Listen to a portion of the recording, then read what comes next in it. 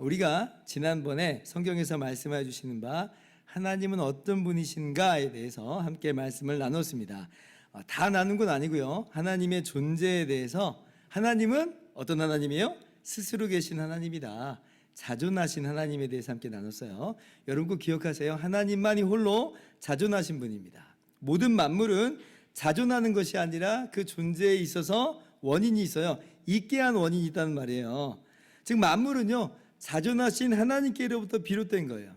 그렇기 때문에 자존하신 하나님만이 시간과 공간을 포함하는 이 온 우주 만물을 있게 하시는 참되시고 유일하신 하나님입니다. 그래서 우리는 성경 말씀을 따라서 참되시고 유일하신 하나님을 믿는 거예요. 여러분 정말 이거는 우리가 하나님을 아는 것에 있어서 너무나도 필수적인 내용입니다. 출애굽 당시에 이스라엘 백성들에게 있어서 이건 정말 반드시 짚고 넘어가야 되는 문제였어요. 왜냐하면 그들이 400년 동안 애굽에 있었는데 이 애굽에는요 온갖 종류의 신들이 있었어요. 수많은 신들 문화 속에서 살았단 말이에요. 게다가 그들이 들어갈 가나안 땅도 온갖 신들이 있었어요. 그러면 신들이 이렇게 많은 거냐 할 때 하나님께서 분명하게 말씀하신 거죠. 아니다. 그것들 다 헛된 우상에 불과하다라고 하는 겁니다. 오직 참되시고 유일하신 하나님이 계신다라고 성경에서 가르쳐 주시는 거예요. 오늘날 우리도 마찬가지입니다. 종교다원주의라고 하는 그럴듯한 포장으로 이 다신론의 세계관이 우리 안에 막 스며들 수 있어요. 이 신, 저 신, 그 신, 뭐 어때? 다 인정해 주자고. 아니요, 그건요. 하나님께서 유일하신 하나님이심을 불신하는 겁니다. 하나님 유일하신 하나님인데 이 신, 그 신, 저 신 다 있다고 그러면 유일하신 하나님은 아니라는 거잖아요. 그 하나님을 인정하지 않겠다는 거예요. 불경건이죠. 그러니까 하나님께 돌아가야 될 마땅한 찬양과 경배를 그렇게 올려드리지 못하는 지독한 불경건이다라고 하는 걸 기억해야 된다. 그래서 우리가 이 세대 속에서 분명하게 고백할 수 있어야 돼요. 여호와 하나님만이 유일하신 참 하나님이시다라고 하는 것입니다. 자, 그런데 성경에서 하나님의 이런 존재에 대해서 우리에게 가르쳐 주시는 정말 중요한 내용 한 가지가 더 있어요. 여기까지는 우리가 필수적으로 알아야 된다는 거예요. 그게 뭐냐면 유일하신 참 하나님은, 그러니까 오직 한 분이신 그 하나님은 삼위일체로 존재하신다는 겁니다. 그래서 우리가 삼위일체 하나님을 고백하고 있는 거예요. 삼위일체 하나님 어떤 의미예요? 단순하게 말씀드리자면 아버지가 하나님이시고 아들도 하나님이시고 성령도 하나님이신데, 그런데 세 하나님들이 아니라 하나이신 하나님이다. 이게 이제 삼위일체 하나님의 가장 단순한 표현입니다. 여기까지 우리는 필수적으로 우리 기독교인이라고 한다면 반드시 알아야 된다는 거예요. 여러분 성경적인 신앙, 기독교 신앙에 있어서 하나님을 그냥 유일하신 하나님으로만 아는 것으로는 충분하지 않습니다. 여기까지 가야 돼요. 삼위일체 하나님이시다. 유일하신 하나님은 삼위일체 하나님이시다라고 하는 내용까지 가야 돼요. 사람들이 이렇게 생각하는 경향이 있어요. 삼위일체 하나님, 정말 너무나 어렵고 그냥 고상한 내용이라서 에휴, 그건 몰라도 돼. 그건 차차 알아가도 돼. 이렇게 막 이해하는 그런 경우가 있을 수 있어요. 목사님, 삼위일체 하나님이 우리가 꼭 반드시 알아야 되는 내용이요. 저는 삼위일체가 너무 이해하기 어렵더라고요. 방금도 목사님이 잠깐 이야기하셨는데 벌써 어려워졌어요. 예, 이해하기는 어려워요. 이해하는 건 아니 불가능하다고 볼 수 있어요. 그런데 이해하는 거하고 하나님이 이렇게 말씀하시는 것을 우리가 믿고 받아들이는 건 별개의 이야기예요. 이해하지 못할지라도, 우리가 우리의 이성으로 다 설명은 못할지라도 하나님이 그렇다라고 말씀하시니까 믿을 수는 있다는 거예요. 그래서 우리가 삼위일체 하나님을 믿는 거예요. 그렇게. 자, 쉽게 한번 말씀드릴게요. 자, 온 우주 만물을 창조하신 유일하신 참 하나님을 믿으세요? 믿죠? 자, 그러면 예수님이 참 하나님이신 걸 믿으세요? 믿죠? 자, 그러면 생각해 보세요. 유일하신 참 하나님하고 예수님이라고 하는 하나님하고 두 하나님들을 믿는 거예요? 우리 대답은 뭐예요? 그렇다고 예수님이 참 하나님이라는 건 아니고, 이렇게 가버리면 안 된다는 거예요. 그렇게 가버리면 그건 기독교 신앙이 아니라고 하는 거예요. 최소한 이렇게 가는 겁니다. 잘 모르겠지만 그렇다고 두 하나님들은 아니에요. 나는 유일하신 참 하나님을 믿어요. 그런데 예수님도 분명히 참 하나님이 맞아요. 그러니까 우리가 설명은 다 못할지라도 우리의 믿음을 이렇게 분명하게 이야기할 수는 있어야 된다는 거예요.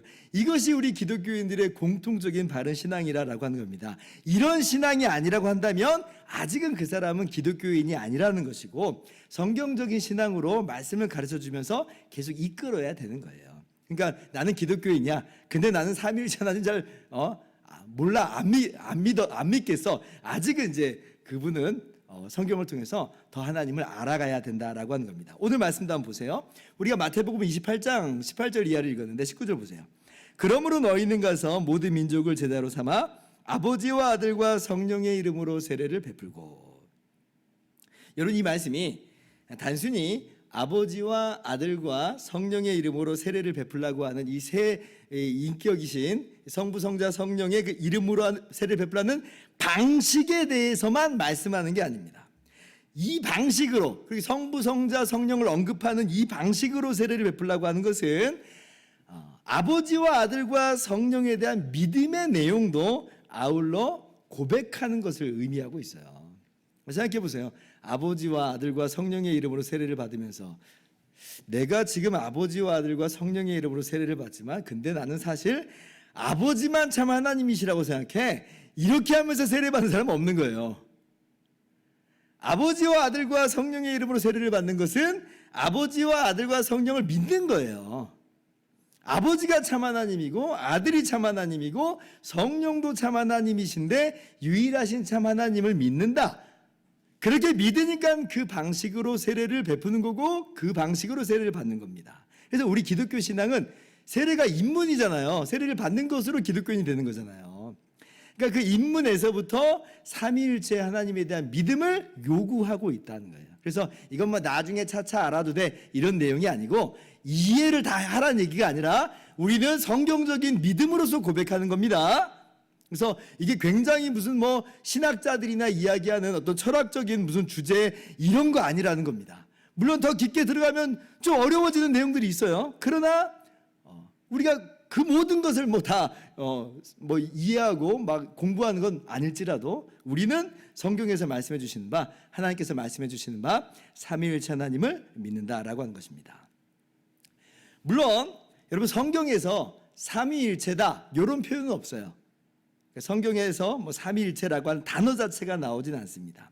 그런데 이제 왜 삼위일체라고 하는 이 용어를 우리가 쓰게 됐냐면 교회가 그러니까 우리 초대 교회에서부터 교회가 성경에서 말하는 아버지도 하나님이고 아들도 하나님이고 성령도 하나님인데 세 하나님들은 아니고 한 하나님이다라고 하는 것을 이걸 이제 표현을 해야 되겠잖아요. 이게 어떻게 우리가 표현을 할 수 있느냐라고 할 때 그 표현으로서 용어를 만들어낸 거예요. 삼위일체다. 교회가 만들어낸 용어죠. 그런데 교회 역사 2000년을 보면 이 용어만큼 더 잘 표현한 성경의 내용을 아주 요약해서 잘 표현한 것들이 없습니다. 그러니까 이 성경의 내용들을 아주 잘 쪼려서 나온 이 용어인 거죠. 삼위, 세 위격이시고 그리고 일체, 한 본질이시다라고 하는 그런 내용이에요. 그래서 이 삼위일체라고 하는 이 용어를 교회가 정리하고 표현해내면서 그러면서 이제 교회가 이 진리를, 이 성경에서 언급하시는 말씀하시는 그 진리를 잘 보호해 왔어요. 그동안 얼마나 많은 이단들이 있었겠어요. 얼마나 제각기 하나님에 대해서 설명하고 있었겠어요. 성경을 가지고도 막 엉뚱한 얘기를 한 사람들이 굉장히 많았거든요. 그런데 교회가 이 삼위일체라고 하는 이 용어를 정리해내면서 그 모든 오류와 그 모든 이단에게서 교회를 보호한 거예요. 그러니까 이 교회 역사 속에서 이것이 성경에서 나온 단어는 아닐지라도 교회 역사를 쭉 보면 이거 참 귀하게 쓰임받은 용어입니다.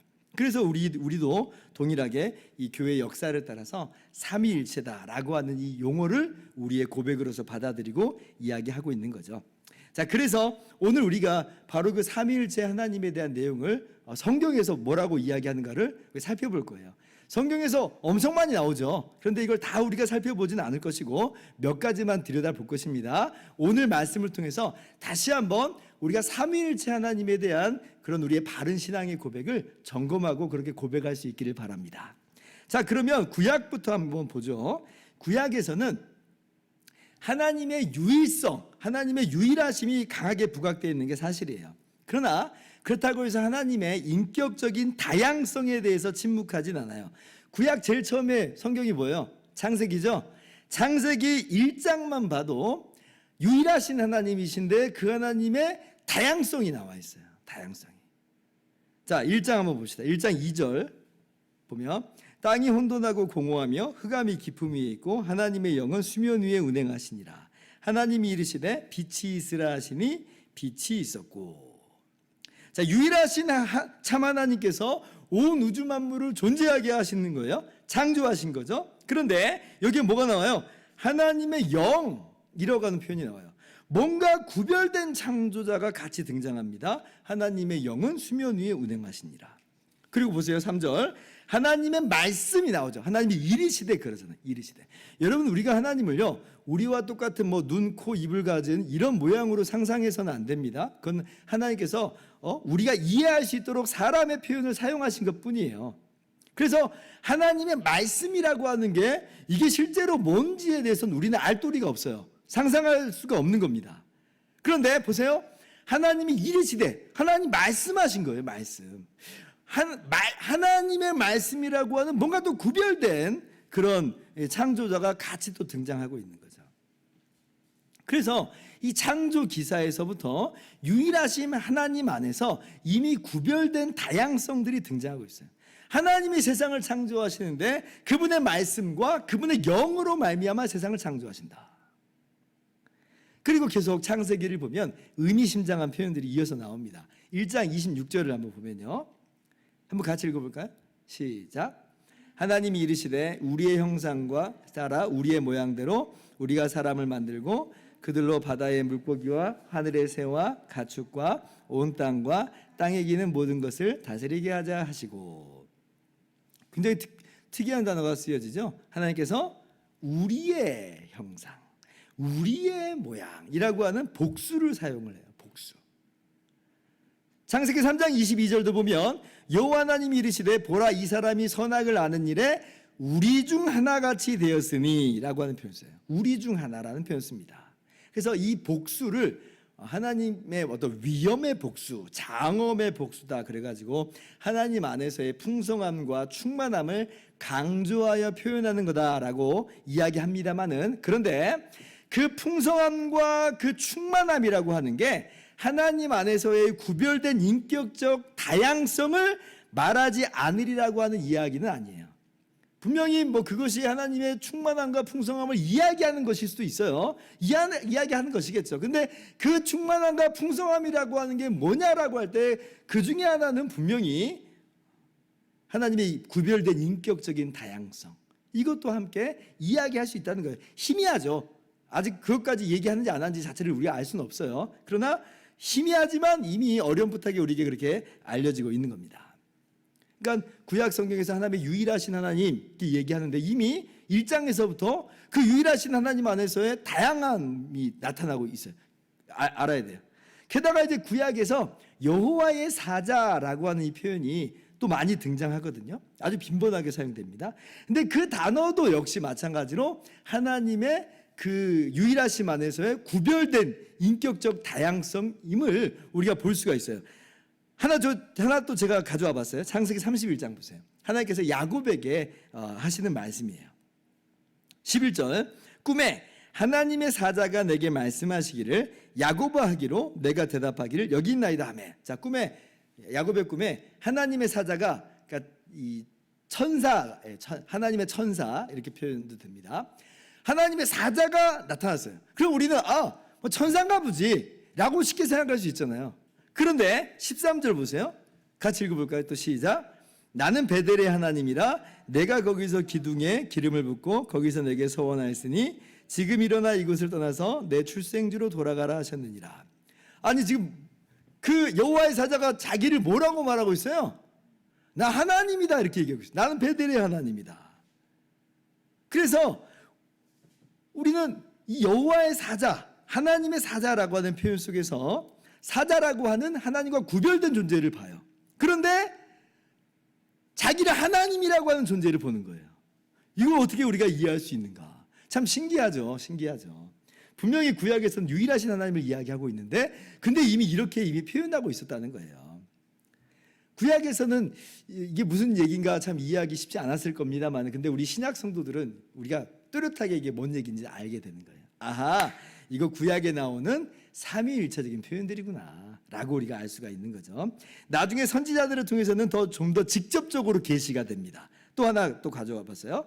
이사야 9장 6절이에요. 제가 읽을게요. 이는 한 아기가 우리에게 낳고 한 아들을 우리에게 주신 바 되었는데 그의 어깨에는 정사를 메었고 그의 이름은 기묘자라 모사라 전능하신 하나님이라 영존하신 아버지라 평강의 왕이라 할 것임이라. 예수님께서 이 땅에 오실 것을 이미 700년 전에 이사야 선지자가 예언하고 있는 대목이에요. 자, 그런데 이 메시아에 대한 예언인데 깜짝 놀랄 만한 표현이 나오죠. 한 아들을 주세요. 구별된 존재로서 주시는 거예요. 그런데 그가 뭐라는 거예요? 전능하신 하나님이라 영존하신 아버지라 라고 이야기하고 있어요. 그러니까 메시아를 하나님이라고 지금 이야기하고 있어요. 근데 그를 또 한 아들로 주신다고 하니까 구별된 존재잖아요. 그래서 이것이 또 삼위일체적인 표현이구나. 구약에서 이미 이런 표현들이 등장하고 있었구나 라고 우리가 알 수가 있는 겁니다. 그래서 구약에서도요 아주 명백하게 신약에서만큼 명백하게 보여주는 건 아니었지만 그러나 이미 삼위일체적인 표현이 많이 나와 있어요. 그리고 이제 신약 성경에 이르러서는 하나님께서 이 모든 것을 명백하게 이제 계시하여 주시죠. 나타내 주십니다. 하나님의 존재 가운데 인격적 다양성이 바로 세 분의 인격이심으로 나타난 거예요. 근데 이제 하나님이니까 우리가 인격 그런 말을 쓰진 않고 우리말로는 위격 이렇게 표현을 써요. 근데 사실 영어로는 같은 표현이에요. person 이런 뜻이거든요. 위격이나 인격이나 같은 단어인데 근데 인격이라고 하면 마치 사람처럼 오해를 할까봐 하나님에 대해서는 위격이라고 하는 표현을 쓰는 거고 우리 사람에게는 인격이라고 쓰는 것 이 차이입니다. 그래서 이 세 위격이 하나님의 존재 안에서 나타난 인격적 다양성인 거예요. 그리고 이 위격은 그 자체로 하나님, 그 자체로 하나님, 성부가 그 자체로 하나님, 성자가 그 자체로 하나님, 성령이 그 자체로 하나님이에요. 그런데 세 하나님들은 아니라는 겁니다.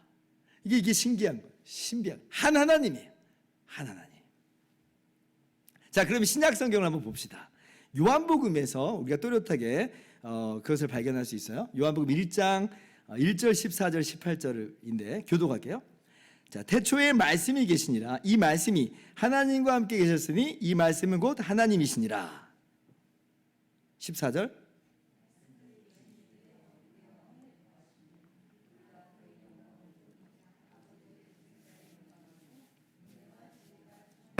18절 같이요. 본래 하나님을 본 사람이 없으되 아버지 품속에 있는 독생하신 하나님이 나타내셨느니라. 아멘. 지금 자 1절부터 보면 하나님과 함께 계신 하나님을 이야기하고 있죠. 말씀이신 하나님이에요. 자, 그리고 14절 보니까 그 말씀이신 하나님이 육신이 되어 이 땅에 오셨어요. 예수님이죠. 예수님. 그러니까 하나님과 구별된 하나님을 이야기하고 있어요. 18절에 그래서 아버지 품속에 있는 독생하신 하나님이다. 그래서 하나님의 말씀이시요 아버지의 아들로서 참 하나님을 요한복음이 우리에게 분명하게 말씀하고 있습니다. 그래서 이 도마가요, 예수님의 제자잖아요. 도마가 예수님이 십자가에서 죽으시고 3일 만에 부활하셨을 때 그 예수님을 만나고 고백하는 내용이 뭐냐면 요한복음 20장 28절 보면 도마가 대답하여 이르되 나의 주님이시요 나의 하나님이십니다. 그러니까 예수님을 향해서 명백하게 지금 뭐라고 고백하냐면 예수님 당신은 하나님이십니다. 예수님이 참 하나님이심을 예수님의 죽음과 부활 속에서 분명하게 도마가 깨달아 알게 된 것이에요. 그래서 우리는 성경을 따라서 예수님이 하나님이다라고 분명히 고백하는 겁니다. 굉장히 당시로서는 파격적인 이야기였죠. 유대인들이 이걸 납득하고 받아들일 수가 없는 거예요. 유대인들은 유일하신 하나님 이렇게만 지금 알고 있고 믿어왔는데 근데 그 유일하신 하나님 안에서 독생하신 아들 하나님을 또 이야기하고 있거든요. 성부 하나님을 이야기하고 있고 아들 하나님을 성경이 이야기하고 있으니까 유대인들은 이걸 참 받아들이기 힘들었죠. 거기에서부터 딱 나눠지는 거예요. 유대인들은 그냥 유일하신 하나님만 믿어요. 그러나 우리는 그 유일하신 하나님이 성부 하나님, 성자 하나님, 성령 하나님 세 위격으로 존재하고 계심을 우리는 믿는 거예요. 여기서 딱 갈라지는 거죠. 자, 성령도 참 하나님이심이 이 성경을 통해서, 신약 성경을 통해서 분명히 계시가 됩니다. 이걸 이제 고린도전서에서만 우리가 살펴볼게요. 자, 고린도전서 2장 10절 11절 또 교독할게요. 오직 하나님이 성령으로 이것을 우리에게 보이셨으니 성령은 모든 것 곧 하나님의 깊은 것까지도 통달하시느니라. 11절.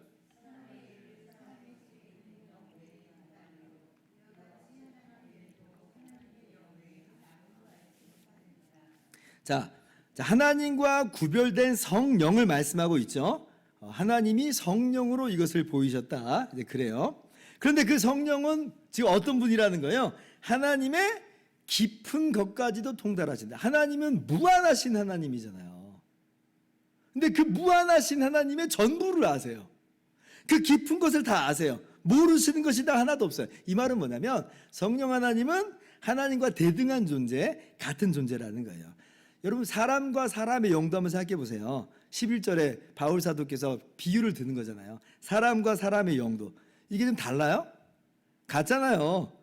뭐 사람의 영이 사람보다 더 열등하고 부족하고 그런 거 있나요? 아니에요. 사람의 영이 사람이에요. 마찬가지 그와 같이 하나님의 영인 성령은 하나님이시다라고 하는 말입니다. 자, 또 봅시다. 고린도전서 3장 16절. 너희는 너희가 하나님의 성전인 것과 하나님의 성령이 너희 안에 계시는 것을 알지 못하느냐. 구약을 보면 하나님의 영광의 임재가 있는 곳이 성전입니다. 자, 그런데 우리가 성전이 되었대요. 어떻게 그런 표현을 쓸 수 있느냐라고 할 때에 지금 뭐라고 말씀하고 있어요? 하나님의 성령이 우리 안에 계시기 때문에 우리가 성전이다라고 말합니다. 성전이다 불려줄 수 있다는 거예요. 이 말은 무슨 말이겠어요? 성령께서 하나님이시다 이 말입니다. 성령이 임재하시는 것으로 하나님이 임재하여 계시는 거예요. 그래서 우리가 하나님의 성전이다라고 하는 것이죠. 그래서 이렇게 신약 성경을 통해서 하나님께서는 이제 명백하게 성부와 성자와 성령의 세 위격으로 존재하고 계심을 우리 가운데 알려주세요. 그 세 위격으로 존재하시는 한 하나님이에요. 오늘 우리가 함께 읽은 마태복음 말씀이 그런 측면에서 이걸 나란히 언급하고 있는 거예요. 성부와 성자와 성령의 이름으로 세례를 베풀고, 그래서 이 성부, 성자, 성령, 우리가 이렇게 신앙을 성경 말씀을 따라서 하나님께서 알려주신 바대로 고백을 하고 있는 겁니다. 마태복음에서는 성부, 성자, 성령 이제 이렇게 삼위일체적인 표현을 쓰고 다른 구절에서는 다르게 표현을 하기도 해요. 하나님, 예수 그리스도, 성령 이렇게 표현하기도 합니다. 근데 다른 얘기는 아니고 삼위일체 표현을 좀 다르게 한 것뿐이에요. 성부, 성자, 성령 이렇게 삼위일체 표현을 해도 괜찮고 하나님, 예수 그리스도, 성령 이렇게 삼위일체 표현을 해도 괜찮습니다. 고린도후서 13장 13절을 보면 여러분도 아마 친숙한 그런 말씀일 텐데, 주 예수 그리스도의 은혜와 하나님의 사랑과 성령의 교통하심이 너희 무리와 함께 있을지어다. 굉장히 친숙하죠? 언제 들어봤어요?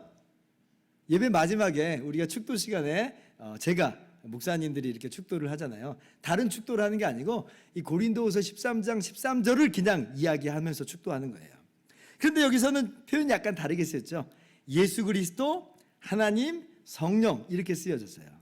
근데 똑같은 삼위일체 표현이에요. 여기서 오해하지 말 거는 성부에 대한 부분을 하나님 이렇게 쓰니까 성부만 하나님이신가 그렇게 오해하면 안 된다라고 하는 겁니다. 똑같은 삼위일체 표현인데 성부는 그냥 하나님이라고 그냥 그렇게 표현을 하기도 한다는 거예요. 그런데 이미 예수님 또 성령께서도 하나님이심을 다른 성경 구절에서 이미 봤으니까 우리가 뭐 여기에 대해서 그럼 다른 분들은 하나님이 아니신가 이렇게 오해할 필요는 없다는 거예요. 그냥 성부에 대해서 표현을 하나님이다 이렇게 그냥 쓰는 것으로 우리가 이렇게 이해할 수 있다는 거죠. 그래서 우리는 성경을 통해서 하나님이 이렇게 계시로 알려진 것을 아멘 이렇게 받아들인 거예요. 아멘. 그렇습니다. 우리가 다 이해해서 아멘 하는 건 아니고 이해하지 못했을지라도 하나님이 이렇게 알려주시니까 아멘 하는 거예요. 성부도 하나님, 성자도 하나님, 성령도 하나님이신데 서로 구별되나 그러나 세 하나님들은 아니고 한 하나님이시다. 이해는 다 완벽하게 못할지라도 아무도 완벽하게 이해할 수 있는 사람은 없죠. 그러나 우리는 아멘 하면서 믿음을 고백하는 거예요. 이것이 오늘 이 자리에 계신 여러분들의 고백인 줄 믿습니다. 또 그리고 고백이 되기를 바랍니다. 우리가 그 하나님을 믿는 거예요. 기독교 역사를 보면 근데 이제 이러한 성경의 계시를 고지고대로 받아들이지 못하고 다른 식으로, 그러니까 막 자기들이 이해하기 어려우니까 자기 식대로 이해하려고 했던 사람들이 있어요. 오히려 그렇게 나가버리면 그게 이단되는 거예요. 그러니까 이해하지 못할지라도 성경에서 말씀하신 대로 받아들이는 것이 훨씬 중요합니다. 이 사람들은 어떻게 이해하려고, 어떤 식으로 자기 마음대로 이해를 했느냐. 대표적으로 3세기에 사벨리우스라고 한 사람이 있었어요. 근데 이 사람은 어떻게 이해했냐면 하나님은 한 분이신데 명칭만 세 개다, 이렇게 이해했어요. 명칭만 세 개다. 그래서 예를 들면 이 사람이 이렇게 이해한 거죠. 구약에서는 아버지로서 창조하시고 역사하셨고, 신약 성경에 와서는 그 똑같은 분이 예수님으로 구원하신 거고, 그리고 이제는 성령으로서 교회를 세우셨다. 그러니까 이제 시대마다 이렇게 똑같은 하나님이 이렇게도 나타나시고 저렇게도 나타나시고 그렇게도 나타나셔서 일하셨다라고 그렇게 생각을 한 거예요. 더 쉽게 얘기를 한다면 하나님이 옷만 갈아입은 거예요. 시간과 장소에 따라서 역할만 좀 다르게 한 것뿐이죠. 마치 제가 교회에서는 목사님, 또 집에 가서는 우리 아내한테는 남편, 아들한테는 뭐 아버지, 뭐 이런 식으로 일했다는 거죠. 하나님의 유일성은 붙잡은 거예요. 그런데 사벨리우스는 하나님의 인격적인 다양성은 폐기해버렸죠. 이해가 안 되니까 폐기해버린 거예요. 근데 뭐가 문제예요? 이렇게 이해하면 뭐가 문제예요? 물론 성경대로 이해하지 않았으니까 문제입니다. 근데 뭐가 문제냐면, 그러면 성부와 성자 간의 관계가 가능하겠어요? 한 하나님이 옷만 갈아입었는데? 안 되잖아요. 그러니까 성부와 성자 간의 사랑 이런 건 없어요. 있을 수가 없어요. 폐기된 거예요. 서로 구별됨 속에서 서로가 서로를 사랑하고 기뻐하는 것, 그런 것이 있을 수 없는 겁니다. 그러니까 비성경적인 개념이죠. 근데 성경을 보면 어때요? 성부가 성자를 기뻐하잖아요. 성자가 성부에게 순종하잖아요. 사랑하잖아요. 성부와 성자와 성령이 예수님 세례받을 때 보면 동시에 출현하기도 합니다. 그러니까 사벨리우스는 자기 멋대로 이해한 거에 불과합니다. 이단이죠, 이단으로 그래서 정죄가 됐습니다.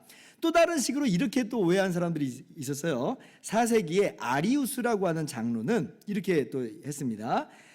성부만이 참 하나님이고 성자와 성령은 사실 참 하나님은 아니다. 만들어진 하나님이다. 이전엔 없었는데 이제 비로소 있게 된 하나님이다. 이런 식으로 이야기를 했습니다. 근데 만들어진 하나님이 무슨 참 하나님이 되겠어요? 그건 참 하나님이 아니라는 이야기입니다. 그러니까 아리우스 역시 하나님의 유일성만 받아들인 거예요. 이해가 안 되니까 하나님의 이 다양성, 하나님의 한 하나님 안에서의 인격적 다양성은 버려버린 거예요. 근데 이제 뭐가 문제예요? 이렇게 되면 치명적인 문제가 있어요. 예수님이 참 하나님이 아니시라면 어떻게 우리 죄를 대신해서 하나님의 공의를 만족시킬 수 있느냐? 불가능하게 됩니다. 우리는 하나님께 죄를 지은 사람이에요. 그러면 하나님께 지은 죄를 하나님 외에 다른 누가 어떻게 감히 해결할 수 있냐는 거예요.